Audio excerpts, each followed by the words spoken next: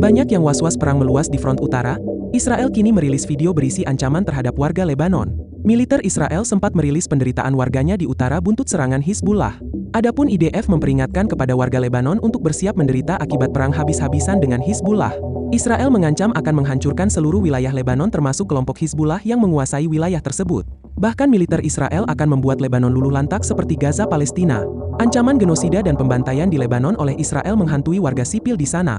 Sebelumnya diberitakan, IDF merilis video kompilasi yang memperlihatkan puluhan serangan mencekam Hizbullah di Israel Utara. Video berdurasi 3 menit 6 detik itu diunggah di akun X resminya pada Rabu 26 Juni. Dalam video tersebut terlihat rentetan serangan UAV, rudal, roket. Serangan besar itu disebut IDF memicu kebakaran yang hebat di Israel Utara. Serangan Hizbullah menghantui warga Israel setiap saat, baik siang atau malam.